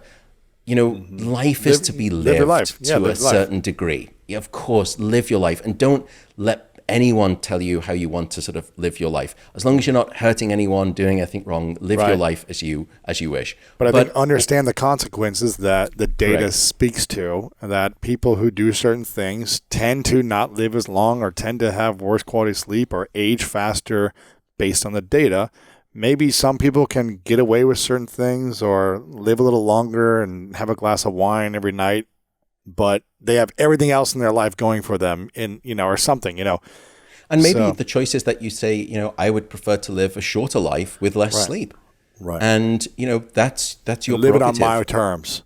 Right. And live what it my I way. wouldn't wish you to do, right, exactly, is do it that way unwittingly or unknowingly. Once you're imbued with that knowledge and you still want to make that choice, then if that's the flag that you're hoisting, I'll salute it every single day. But I just want you to at least have the evidence so that you can then do whatever you want with it. That's all my job is. I'm not here to tell. What is based on the data, what would you say would be a suitable amount of alcohol someone could drink on a weekly basis where it wouldn't affect too badly their sleep, but it wouldn't be the best thing, but it'd be like, okay, this is doable? Is that a couple glasses a week? Is that a glass a night? Is that one glass a week? Like, is that 5 shots at a time? What is this? We've even seen that one glass of wine at night will have an impact. One glass of wine every night will have an impact. What if it's one glass? We haven't actually done the studies where we repeat across multiple nights. Just what one we do know glass. is just one glass will change the composition of your sleep that night. And if you do it every night, one glass, that's probably going to have compounding effects. It may have deleterious consequences, is the suspicion. And I think the politically incorrect advice that I never give on podcasts would be the following: that you should go to the pub in the morning, and that way the alcohol is out your system before the evening. Right. But I would never suggest that, it's just you and me here, isn't it? There's no one else listening. Exactly. So if someone did want to have a glass of wine over lunch, let's say between 12 and 3 p.m., and they went to bed at 10 or midnight, how would that affect their sleep? It's possible, depending on how successful your liver and your kidneys are and what the strength of that alcohol is, that it may have been metabolized and cleared from the system sufficiently that it wouldn't have an impact on sleep. But I don't know anyone who's tried to really do the dose response curves of that question, which is, let's start with this proof of alcohol, 10%, or spirits, whatever it is, 40%, or beer, 7, whatever it is.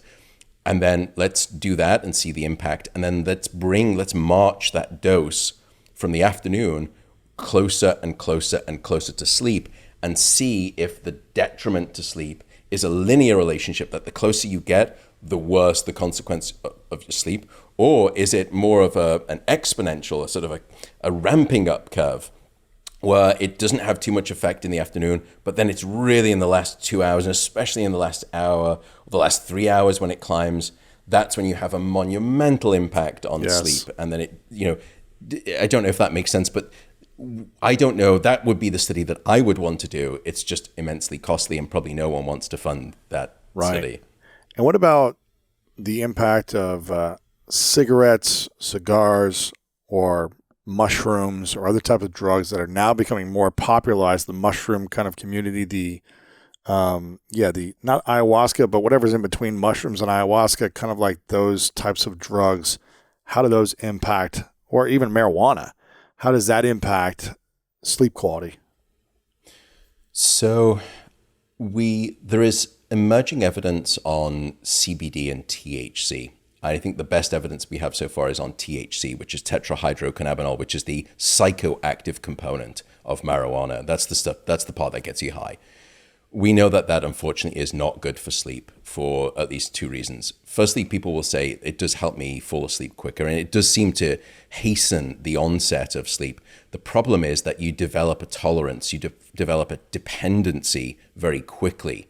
And then when you stop using, you have very horrific rebound insomnia, and therefore you have to go right back to it. So you develop a dependency on the drug. So that's the first reason that we don't advise it. The second is that THC seems to be very good, like alcohol, but through a different mechanistic pathway. It seems to be very good at blocking your dream sleep, your REM sleep. So unfortunately, THC is probably not advised from a scientific perspective. CBD, however, is interesting. I'm not a medical doctor, and none of what I say here or anywhere else is, prescriptive advice or medical advice. But the scientific data on CBD is starting to become quite interesting. Many people have suggested that they use it and it helps their sleep. If you look in some of the animal studies at higher doses, CBD does seem to improve some aspects of deep quality sleep. The dose also is interesting, though, and this has not been spoken about widely in the community, and I think it's a disservice. At low doses, CBD may actually be wake promoting. It may keep you awake. Whereas at higher doses, it may be more soporific. It may be more what we call somnogenic and increase sleep. The question then to me is that if that data is real, I'll start to believe it more if I can come up with a plausible physiological mechanism that underlies it. And after doing a lot of research on this in this area and reading, I think there are at least 2 non-mutually exclusive possibilities as to why CBD may be, and I don't think there's anywhere near enough data to suggest that it does, but it may have an effect. The first is that it seems to be a very powerful, what we call anxiolytic. In other words, it decreases your anxiety. And there's some great science around CBD and anxiety right now, even within the brain. We spoke before about how you become very emotionally irrational without sufficient sleep. And in part, it's because a deep emotional center called the amygdala erupts and becomes at least 60% more reactive when you're not getting sufficient sleep. That same emotional epicenter, the amygdala, is actually quietened down by CBD. Some great studies there. And we know, and we spoke about earlier on, that anxiety is one of the routes to which you get to insomnia. So I think it has an indirect potential benefit, which is that it quiets the nervous system down, it reduces anxiety, and when you remove the roadblock of anxiety, you enter into the richer world of sleep. The second is a more direct mechanism, and this comes onto something called temperature. Because your brain and your body need to drop their core temperature by about 1 degree Celsius or around 2 to 3 degrees Fahrenheit for you to fall asleep and stay asleep soundly across the night. And that's the reason that you will always find it easier to fall asleep in a room that's too cold than too hot. And what's the ideal temperature of the room? It's different for different people. Men typically run hotter than women. But on average, what we found is that a bedroom temperature of somewhere between 62 to 65 degrees Fahrenheit, which is actually quite cold, a little over 18 degrees Celsius. So now, if you're worried about that, no problem. You can take a hot water bottle to bed. You can put it at the end of the bed, warm your feet, wear thick socks. But for the ambient temperature, that seems to be ideal for the average adult. 62 to 65. Yeah. Wow. So one of the interesting things coming back to CBD, however, is that it seems to have what we call a hypothermic profile to it. In other words, it drops your core body temperature. And by the way, this is the reason that people will think, look, if I have a hot bath or a shower before bed at night, I fall asleep faster and I seem to get a better night of sleep. And part of the reason you think that is because you get out of the bath, you're all warm and toasty, you get under the covers and you fall asleep. It's the exact opposite reason. In fact, what happens is that when you're in the bath or the shower, all of the blood comes to the surface of your skin, rosy cheeks, kind of red hands, red face. And that means that you've charmed all of the blood out of the core of your body to the surface. And when you get out of the bath, that skin surface radiates the heat out of the core of your body. So after a warm bath, your core body temperature plummets. And that's the reason why you sleep better. And in fact, it's so reliable that we call it the warm bath effect in sleep science. Is it better to take a warm bath or a cold shower before bed? Cold showers typically not, because what that will do is usually the opposite. Firstly, cold showers will activate you and sort of, create usually a brain response, including a neurochemical called norepinephrine, which is an alerting, activating chemical. The second is that when you have a cold shower, typically your skin will get whiter as a consequence. And what will happen is that the brain is doing what we call the body is doing vasoconstriction. It's, locking down all of the blood vessels because it's trying to hold on to its heat. So you withdraw the heat into the core of the body and you trap the heat. So you usually go for a warm bath or a shower, when you are trying to get to bed at night. That's usually the best prescription. And what about nicotine? The effects of nicotine, whether it be vaping or cigarettes, how does that affect sleep? So nicotine is a very activating chemical. It's a stimulant. It's what we call a psychoactive stimulant. And coffee is a psychoactive stimulant too, but they work through very different mechanisms. So nicotine will bind onto specific receptors in the brain that can activate the brain, called nicotinic receptors.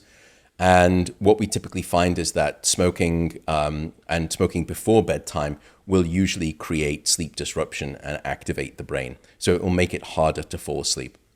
But the hard part is when you're going through abstinence. We also know the same with many drugs. When you're trying to quit, sleep usually is disrupted as a consequence as you go through withdrawal. And in fact, what we found is that for example, we've done some studies with cocaine addicts. We found that the severity of their sleep disruption during withdrawal predicts their relapse. Because they're like, I need to just feel like I can relax and sleep again. Yeah. Or it's just that when they're not sleeping well, they are predisposed to making bad choices. They become more impulsive, and we've seen this in healthy individuals. You sleep deprive them. The dopamine circuits in the brain that are reward-seeking, impulsive, risk-taking, those circuits of the brain become hyperactive and hypersensitive. So when you're going through abstinence and your sleep is disrupted, what's unfortunate is that you become more reward-sensitive and more impulsive. You lack self-control. So no wonder it predicts relapse. But the good thing that tells us is, if that's the case, can we use sleep treatment, sleep therapy, as a way to intervene during abstinence to see if we can shore up and bootstrap the system so it doesn't fall prey to relapse because of the abstinence-induced sleep disruption. Does that make any sense? Yeah, of course. Yeah, it does. So if someone was vaping or smoking cigarettes, would there be a cutoff time they should stop during the day if they wanted to get better sleep? Or is it just, if you're having nicotine at all and any time during the day, it's going to affect you at night? The nicotine typically has a shorter half-life in terms of its activity. So unlike caffeine, which has quite a long sort of half-life, and alcohol too, nicotine has a shorter half-life. So the sort of proximity to sleep that you may have to cut yourself off may be shorter as a consequence. But just keep an eye out. It usually is going to be an activating thing, and we see it all of the time. It can be a potent sleep disruptor. And what about sugar and the standard American diet, the SAD diet? How does this impact our sleep? Unfortunately, it's not great. So what we found, and there's a I seem to be like just the dispenser of doom and gloom. Yeah, I know. I feel like Eeyore in Winnie the Pooh. Everything's terrible. But there is a very strong link between your sleep and what you're eating, and there is an equally strong link between what you're eating and how you sleep. And we can maybe take both of those. There's less evidence actually regarding your first question, which is how does what you eat impact your sleep? What we do know for certain is that diets that are high in sugar and low in fiber will typically result in worse sleep. And especially if you're having sugar intake in the last couple of hours of sleep. And part of the reason I believe this is true, although we don't yet have the evidence, is that sugar is a very good way to release energy and increase your core body temperature. Yeah, and what we've just spoken about is that when you go to sleep, you need to drop your core body temperature. And that can be one of the many, I think, consequences. So if you're going to have sugar, try to do it 2 or 3 hours before at the latest when you sleep. Would be advised, yeah. And don't have it at midnight and then wait 3 hours to sleep. That would be ill-advised as well from my scientific knowledge. And what about food in general? Is there a time where you should stop eating before you sleep? Great question. And in fact, that's kind of a bit of a myth when you look at the data that you could bust. People will say you should really cut yourself off, 3 or 4 hours before bed, and that's the optimal. If you look at the studies, you can go as close as to 1 hour before bed eating, and it doesn't seem to have an impact. Once you get closer than 1 hour, it does seem to have a negative consequence. Also, just be mindful of acid reflux. That's the other thing. If you have a large meal and then you lie down, a lot of people will get that reflux that will wake them up throughout the night. And that's another reason, a cost of eating too big too late. Interesting. Yeah, I had a couple of nights ago, I hadn't had pizza in a long time, and I'm a big pizza guy. And I had a pizza, it came like 2 hours late. It was supposed to come at like 8, and then I had the delivery got messed up. Anyways, it came like 11:30. I was like, do I eat this now, or do I just, eat it tomorrow or something? And I was like, maybe I'll just have one piece, and then I ate like almost the whole thing.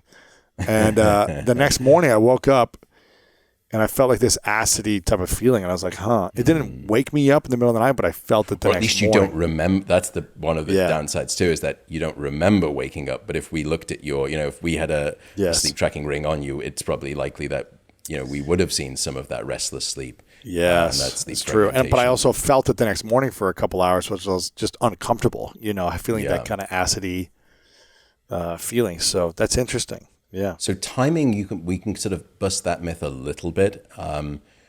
Also, time-restricted eating, which has been a big thing of late. The studies there are great, and The you know, intermittent you can look fasting, you mean, or yeah, sort of. Yeah. I would say it's time-restricted eating rather than intermittent fasting, because to really call it fasting, you have to, you know, Not be eat. probably 36 hours past Yeah, to say yeah. that you're in a fast. But I think time-restricted eating. There's some great work. My good colleague Sachin Panda down in San Diego at the Salk has done some amazing work in animal models. David Sinclair's got some great data on this too. Dr. Jason Fung, yeah. Yeah, exactly. These people are great. But what's interesting is that I don't doubt the health benefits. Those health benefits are very clear on multiple metrics of body health and some brain health. But when you look at the sleep data, from what I can tell, there are really only 3 studies so far, that carefully controlled studies. 2 out of the 3 were in obese populations. 1 out of the 3 was in healthy weight individuals. And what they found was that time-restricted eating offered no benefits to sleep. Now, Really? It's not that time-restricted eating gave any or caused any detriment to sleep. It just didn't offer any benefit. That doesn't mean that I'm advising against time-restricted eating. In fact, I do time-restricted eating.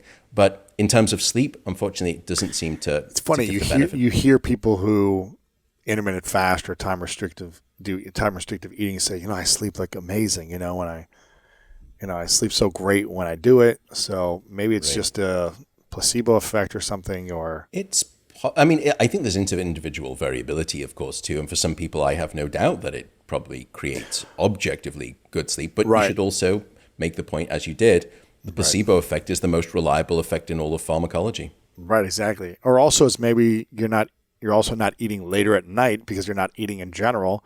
And maybe your body just isn't like metabolizing something when you're right about to go to bed, and I don't know, maybe it's not working as hard, the body, and so you're able to get cooler temperature. I don't know.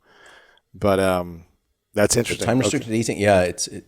But we can turn the tables then. That's sort of the impact of food on your sleep. The impact of sleep on how you eat is incredibly well resolved. So if you get a lack of sleep, does that mean you tend to go after the things that want to give you more energy, the sugary, carby type things, and then it's never enough and you keep eating more of it? That type of cycle? Did I say you should be a sleep scientist? So you've nailed it. So firstly, what we find is that your appetite regulating hormones go in opposite and bad directions when you're not sleeping well. So firstly, there are 2 key appetite regulating hormones, leptin and ghrelin, that I think you've had discussed on the show before. Leptin is the satiety hormone, and it signals to your brain that you're full and that you're satiated, and therefore you typically don't want to eat more. You're satisfied with what you've eaten. Ghrelin, on the other hand, is the hunger hormone. That will say, no, I'm not satisfied with my food. I want to eat more. And when you are insufficiently slept, the levels of leptin, which is the satiety signal, I'm full, I'm comfortable with my food, that drops away. And if that weren't bad enough, levels of ghrelin actually increase. So you lose the signal of feeling full and you increase the signal of hunger. And no wonder then, as a consequence, insufficiently slept individuals will typically be eating somewhere between 200 to 300 extra calories each day. And you can add that up, day after day, week after week, month after month. And depending on your, how you calculate it, it could be, 40,000 extra calories every year, which could be somewhere in the region of, 4 to 7 pounds of obese mass that you add on each year because of insufficient sleep. The second thing that we found is that it's not only that you eat more, but what you want to eat changes, just as you described. So your food preferences not only shift to just eating more, but you eat more of the things that are what we call more obesogenic. Right. So when you are underslept, you start to reach out for simple sugars and the stodgy, heavy-hitting carbohydrates, rather than the sort of the protein-rich food. Yeah, the vegetables, the fruits, and nuts and seeds. Exactly. Yeah. So now you're reaching for this sort of ice cream and the cookies rather than the leafy greens and the handful of nuts. So that's a second problem with insufficient sleep. The third problem that we've discovered is dieting. It's really fascinating. If I take an individual who is not sleeping enough and they're dieting, they're trying to lose weight and manage what they eat, unfortunately, 70% of the weight that they lose will come from lean muscle mass and not fat. So in other words, when you are without sleeping properly. Without sleeping properly. So when you are short sleeping a set of individuals, this is what we see. In other words, when you're not getting sufficient sleep, but you're dieting, you hold on to what you want to lose, which is the fat, and you lose what you want to keep, which is the muscle. Does that make sense? It makes sense. It makes me sad. I know, I'm bloody depressing, aren't I? This is why I tell you, I'm just so unpopular. I'm a nightmare. We need this information. No pun intended. Yeah, exactly. We need this information to help us improve the quality of our life. And that's my mission, to serve people with the right information, with the right data, with the right science that can help them. If they could do one thing better to improve, even just a little bit, that'll help them overall. Maybe they're not going to be able to apply all these strategies, but it's like, what would you say if there were 3 things someone could do to improve their sleep tonight? Only 3 things. What would those 3 things be for you? I think beyond what we've spoken about, which is sort of the alcohol and the caffeine and being mindful of that, I would say, firstly, regularity. If there's one thing that you take from this podcast regarding sleep, it's regularity. Go to bed at the same time and wake up at the same time, no matter whether it's the weekday or the weekend. Really? Regularity is king. And I don't like giving rules. People don't respond to rules. People respond to reasons, not rules. And so I'll try and explain the rule, as it were. The reason is because your brain has a master 24-hour clock inside of it. It sits right in the middle of your brain. It's called the suprachiasmatic nucleus. And it expects regularity and thrives best under conditions of regularity, including regularity of your wake-sleep schedule. And if you give it regularity, regularity is king. And it will anchor your sleep and improve the quantity and the quality of your sleep. Okay.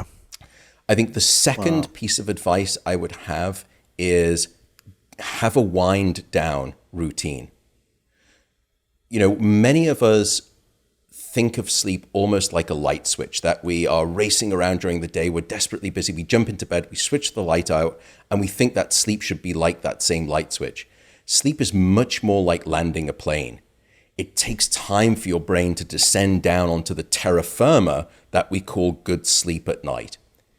And we do this with kids, of course. We have to, we go through the routine. We sort of give them a bath, and then we sort of get them out and then put them into bed. Then we read to them, and then gradually. And if you deviate from that routine, from that wind down routine, bad things are going to usually transpire. How long should that routine be? Why don't we do that for humans? Yeah. How long should that routine be? Can that be 10 minutes? Can it be an hour? I mean, does it matter? I would say find what works for you. I would say usually try to think about some kind of a 30 to 20 minute routine, whether that's taking a bath. I found meditation to be incredibly powerful. I really enjoy the app Headspace, and I know you've had Andy on the show before too. Fantastic, wonderful individual doing great things. So meditation before bed, stretching, some kind of a wind down routine. The other thing you can do is have a worry journal. Just sit down, and usually 2 hours before bed, don't do it right before bed, with a pad of paper and a pencil, write down everything that's on your mind. And it's catharsis. And it's just like vomiting out all of your anxiety onto the page. Right. And that seems to help sleep too. Yeah. So you don't sleep with it. So you can have that as part of your wind down routine. Find something that works for you, but a wind down routine is critical. Yeah. The last piece of advice I would give, the third piece, is that after a bad night of sleep, or if you're struggling with a bout of insomnia, the very best advice that I can give you is do nothing. And what I mean by that is don't wake up any later. Don't go to bed any earlier. Don't nap during the day, and don't drink more coffee. And I'll explain each of them. Yeah. So if you wake up later in the day because you think, well, I had such a bad night of sleep, I need to sleep in a little bit to compensate. Because you're waking up later, when it comes time to your normal bedtime later that evening, because you've only been awake for less time than you would do normally, you're not as tired. So what happens? You get into bed because you think, I had a bad night of sleep and I want to sort of make this one a good one.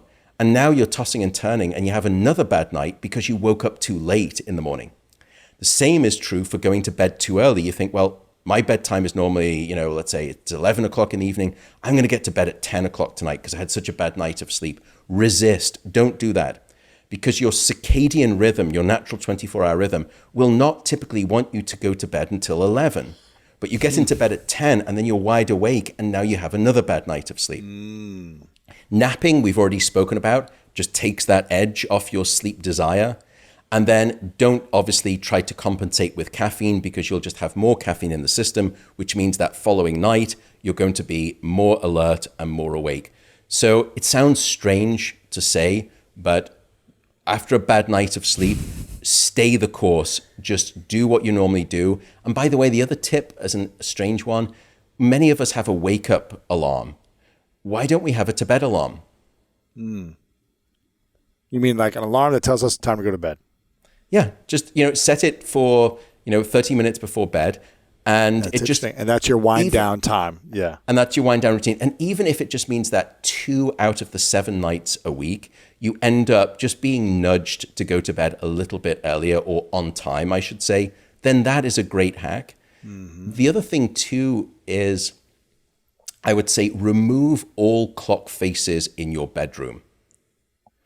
Because if you wake up and you're having a bad night of sleep, knowing what time of night it is not going to help at all. It's not going to change anything, And so remove all clock faces, have a to-bed alarm. The other thing you can do, by the way, is get ready for bed. Most people finish up their Netflix and then they start brushing their teeth, they'll, take their makeup off, get changed. Instead, before you sit down for television, brush your teeth, floss, get changed, get ready for bed. And then what's great is that when you feel sleepy on the couch and you turn the television off, you go straight to bed and you've already hacked back 10 or 15 minutes of extra sleep. Add that up night after night, month after month. It's like compounding interest on a loan. So even just small sort of nibbles of extra sleep can have a compounding benefit long term. Do you see, does that make some sense? Makes a lot of sense. And I'm assuming also, what about light? Is it, if there's any light in the room, and making sure you have blackout shades, how does that impact you? Great question. Yeah, another tip that I would usually give is darkness. We are a dark, deprived society in this modern era, and we need darkness at night to trigger the release of a hormone called melatonin. Yes. So in the last hour before bed, dim down half of the lights in your house. And you will be surprised at how sleepy that actually makes you feel. And you can go even further. You can dim, 3/4 of those lights.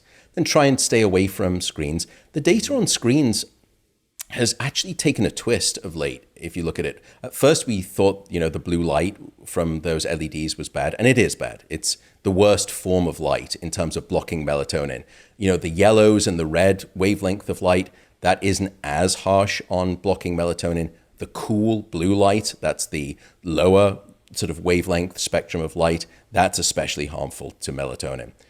But what we've started to realize, some great studies coming out of Australia have found that perhaps it's not so much the light, it's that these devices are activating.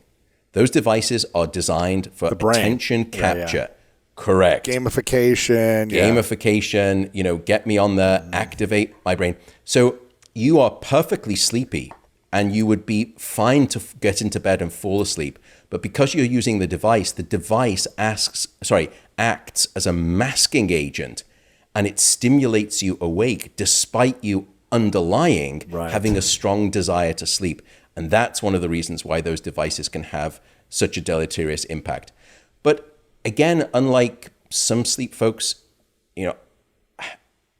that genie of technology is out the bottle and it's not going back in anytime soon. It's not. Yeah. So there's no point in me saying, has sleep become an enemy of, has the invasion of sleep into technology into the bedroom hurt our sleep? I think it has. However, I actually think that technology can become a salvation to bring us back in line with our sleep. And, there's a whole separate episode we could do on sleep and technology. But so to come back to your point, though, darkness at night is key. And then keeping it dark at night. Try to block out any of those small little lights in your bedroom. Blackout curtains are great. If you can't accomplish that, wear an eye mask. Earplugs are great to help dissipate sound and noise interruption from a noisy environment. All of those things are great. Okay. I love this. This is powerful. I've got a couple final questions for you. I could continue for a long time on this because I think this is fascinating. But when you're in LA next, we'll have to do another one in person. But I would love to. I'd love to sit down. For those that want more, you've got a new podcast, the Matt Walker podcast, and you've got an amazing book, Why We Sleep: Unlocking the Power of Sleep and Dreams. And I highly recommend people subscribe to your show and follow you over on social media and get the book for yourself, for your friends. You're also sleepdiplomat.com and Dr. Matt Walker. On Twitter, you can find me. Right? Yeah, at Sleep Diplomat, and on Instagram, which is usually the best place to connect with me, it's Dr. Matt Walker, DrMattWalker. Perfect, yes. Couple final questions for you before we wrap things up. This is called the 3 Truths question. Hypothetical scenario. I'd love for you to imagine it's your last day on Earth many years away from now. You've slept your way to 200 years young and done all the right things.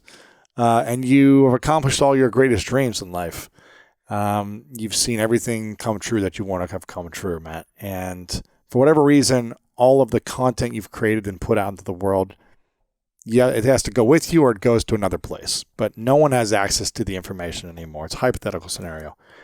But you have a piece of paper and a pen, and you get to write down 3 things you know to be true, the big lessons you learned in your life that you would leave behind. And this is all we would have as information that you would leave behind. What would you say would be those 3 truths for you? I would say acceptance over denial. I would say questions over advice. And I would say self-compassion over self-brutalization. Those are powerful ones. Very powerful. And I've probably been guilty of all of those. I think we probably all have been. End of each of them. Yeah. We've probably all been guilty, and I think that's why it's so important to see the other side of the coin and how important it is to let go of those things and be more aware. So those are great I'm truths. still not perfect in any way, shape, or form on those, but those would be it. But you're aware, and you're practicing it, so that's beautiful. Trying. I want to acknowledge you, Matt, for showing up and being obsessed with this science and this data and making this a mission of yours to learn how we can heal, learn how we can live better, longer, healthier lives, and giving us the data, giving us the science, and making this a part of your life's mission to help people live better. I think it's, you're the one who's saying sleep, except for oxygen, sleep is the key factor towards productivity, towards health, towards mood, towards happiness, towards longevity. So I appreciate you constantly in the research, constantly looking for more ways that we can optimize, especially as technology advances and more challenges and complications and distractions and poor food, nutrition, and drugs come into play, giving us the research and the science to help us hopefully make better choices with our life. So I really acknowledge you for everything you're up to. And I stand on the shoulders of some wonderful past, all of my colleagues and sleep scientists, and I'm just trying to do a tiny little bit to hopefully reunite humanity with the sleep that it's so desperately bereft of. Absolutely. Absolutely. Again, I want to make sure people subscribe, get the book, check you out on social media. Make sure to let Dr. Walker know what your thoughts are about this. Leave a comment below over on YouTube or message him over on Instagram and Twitter if you're listening to the audio. And my final question for you is, what's your definition of greatness? Astonishing service to others. There you have it. Dr. Matthew Walker, thank you so much for being here. I appreciate it. Thank you so much for having me. It's just a privilege and a delight to speak with you, Lewis. Thank you. Learning to control your heart rate and thereby your mind using your breathing. So it goes breathing, heart rate, mind, in that sequence. So if your mind isn't where you want it to be, don't start with the mind. Start with your breathing, then which will control your heart rate, which will then allow